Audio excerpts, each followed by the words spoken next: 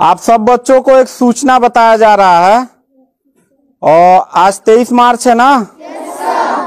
तो भारत सरकार का तुगलकी फरमान जारी हुआ है कि आप सब बच्चों का विद्यालय फिर बंद किया जा रहा है क्योंकि कोरोना बढ़ रहा है। शांत रहिए कि आपका विद्यालय आज से 31 मार्च तक विद्यालय बंद रहेगा, ठीक है। और आप सब लोगों को बताना चाहेंगे कि यही काम पिछले साल भी हुआ था कि 1 हफ्ते के लिए लॉकडाउन किया जाएगा जब आपका एनुअल एग्जाम चल रहा था, और तब से लेके पूरा साल जो था वो विद्यालय बंद हो गया, जिससे आपकी पढ़ाई बहुत ज्यादा नुकसान हुआ। और इस साल जब विद्यालय खुला, आपने किताब कॉपी अपना सारा व्यवस्था कर लिया, तब हमारे तुगलकी फरमान जो हमारे सरकार हैं वो अब आदेश कर दिए कि अब फिर जो है कि ये विद्यालय फिर बंद होगा। माननीय योगी आदित्यनाथ महाराज जी, मैं आपसे पूछना चाहता हूं कि आप बच्चों के भविष्य के साथ और जो प्राइवेट अध्यापक विद्यालय में पढ़ा के अपनी रोजी रोटी कमा खा रहे हैं, उनके पेट पे लात क्यों मार रहे हैं? इन बच्चों के भविष्य के साथ खिलवाड़ क्यों कर रहे हैं? ठीक है, कोरोना अगर बढ़ रहा है, विद्यालय बंद था, पूरे साल में किसी एक अध्यापक ने, किसी एक प्रबंधक ने कभी भी विद्यालय खोलने के लिए कोई धरना प्रदर्शन नहीं किया और हम लोगों ने पूरा सपोर्ट किया। लेकिन बीच में अगर कोरोना फैल रहा है तो मैं आपसे पूछना चाहूंगा कि जब गोरखपुर महोत्सव आप करा रहे थे तब कोरोना फैल नहीं रहा था। जब आप आके यहाँ पे इलाहाबाद के प्रयागराज में कुंभ का मेला लगवा रहे थे तब कोरोना नहीं फैल रहा था, जहां पे करोड़ों लोग स्नान करने गए। और अभी हरिद्वार में महाकुंभ का आयोजन आप करवा रहे हैं तब कोरोना नहीं फैल रहा है। बिहार में चुनाव हो रहा है तब कोरोना नहीं फैल रहा है। और विद्यालय जो बच्चों का सबसे देश की रीढ़ की हड्डी होते हैं, जिनकी बुनियादी शिक्षा, प्रारंभिक शिक्षा आप बिल्कुल बर्बाद कर दिए हैं पिछले 2 साल से, और अब जाके फिर लॉकडाउन आप लगा रहे हैं। तो आपसे पूछना चाहेंगे कि बच्चों के भविष्य के साथ आप मैच क्यों खेल रहे हैं? ये जितने भी बच्चे हैं, अगर 1 मार्च आप 1 अप्रैल बोले हैं, 1 अप्रैल तक अगर विद्यालय नहीं खुला तो इन सारे बच्चों को लेके मैं रोड पे बैठ जाऊंगा। ये मैं आपको खुला चैलेंज कर रहा हूं, क्योंकि बात सिर्फ मेरे तक का नहीं है, इन सारे बच्चों का भविष्य है और इन सारे बच्चों का भविष्य आप लोग अंधकार में डाल रहे हैं। आप लोग खुद नहीं चाहते हैं कि देश का बच्चा पढ़े, पढ़ के कुछ लायक बने। आप लोग अपना जब रैली निकालना रहेगा, चुनाव रहेगा, तो कोरोना आपके पास नहीं रहता है। और जब आपको लगेगा कि आपके विपक्ष में लोग खड़े हो रहे हैं तो आप कोरोना का ड्रामा करा के विद्यालय को सबसे पहले आप बर्बाद कर रहे हैं। आप बताइए, विद्यालय में आप गोरखपुर जिले में 193 लोगों ने अपने विद्यालय की मान्यता निरस्त करा लिया। जानते हैं क्यों? महंत योगी आदित्यनाथ जी, क्योंकि वो लीज पे चलाते थे और उनका भाड़ा हुआ करता था 40,000 45,000 रुपया मंथली हुआ करता था।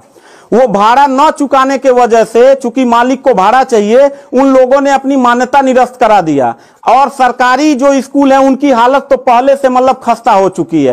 तो ऐसे कंडीशन में गार्जियन करे तो क्या करे और हम अध्यापक करे तो क्या करें? ये जितने भी 16-17 स्टाफ हैं, इन सब लोगों की रोजी रोटी चलती है इन बच्चों के और इस विद्यालय के संस्था से। आप लोग हमारे पेट पे प्रहार कर रहे हैं, हम लोगों के व्यवसाय से प्रहार कर रहे हैं। अगर आपको लग रहा है कोरोना है, ठीक है, विद्यालय बंद कर दीजिए, तो आप ये भी अपनी नियत को साफ करिए कि कुंभ का जो मेला, महाकुंभ का लगवाने वाले हैं, उसको भी कैंसिल कर दीजिए। और जो गोरखपुर महोत्सव और गोरखनाथ का मेला लगवा के आप ड्रामा करवा रहे हैं वो भी बंद करवाइए। यानी आप खुद नियम का पहले फॉलो करिए, हम लोग नियम को फॉलो करने के लिए तैयार हैं। अगर लास्ट में जाते जाते यही कहेंगे, इन बच्चों को, चेहरों को देखिए, इनके माता पिता ने सारे बच्चों का, किनका मोबाइल बज रहा है, साइलेंट कर लीजिएगा सर। इन सब बच्चों के माता पिता ने, बच्चों कितने लोगों ने आप किताब कॉपी अपना सारा कंप्लीट कर लिए हो? पता है, एक एक बच्चों की किताब कॉपी 2-2 हजार रुपए की आती है। आप फिर लॉकडाउन लगा दिए, इनकी पूरी पढ़ाई बर्बाद हो गई। अब यानी आपने 1 हफ्ते का लगाया है, आपकी नीयत पे तो मुझे 100% विश्वास है ही नहीं है कि आप करोगे क्या। आप पूरे साल पढ़ाई बर्बाद करोगे। हाथ नीचे करिए। अब ये बच्चे करेंगे क्या? किताब लेकिन इनके गार्जियन करेंगे क्या? हम लोगों ने पूरा कोऑपरेट किया सरकार को। जितना दिन लॉकडाउन लगा था उतना दिन का मैंने पूरे सभी विद्यालय के लोगों ने शुल्क माफ कर दिया, क्योंकि गार्जियन के ऊपर कोई लोड न पड़े। हम लोगों ने टीचरों को पेमेंट नहीं किया, क्योंकि हम लोगों ने जब फीस नहीं लिया तो पेमेंट कहां से करें। हम लोगों ने पूरा सरकार का साथ दिया, जितना हो सकता था सब लोगों ने साथ दिया। लेकिन अब इतनी कंडीशन होने के बाद, विद्यालय खुलने के बाद आप लोग विद्यालय बंद कर रहे हैं, ये बहुत ही गलत कर रहे हैं। और आपका पॉलिटिकल जो फंडामेंटल जिस पे आप चल रहे हैं कि जिन नियतों पे आपका बर्बाद होने वाला है, मैं लिख के आपको दे दूंगा कि अगर फिर से 1 अप्रैल के बाद, ठीक है, अगर 1 हफ्ते के रोकने के बाद कोरोना भाग जाता तो मतलब 1 हफ्ता आप बंद कर लीजिए, बिल्कुल हम लोग 1 हफ्ता नहीं पढ़ाई कराएंगे।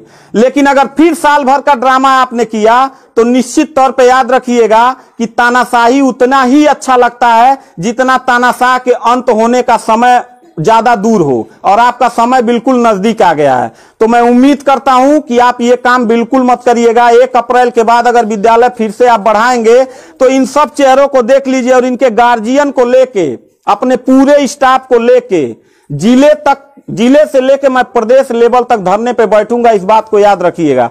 क्योंकि सवाल यहां सिर्फ मेरे रोजगार का नहीं है, मेरे जितने सहपाठी और जितने मेरे कर्मचारी लोग हैं और इन बच्चों के पढ़ाई का भविष्य का सवाल है। तो मैं इन बच्चों को लेकर धरने पे बैठ जाऊंगा, और जरूरत पड़ा तो असंवैधानिक भी हो जाऊंगा।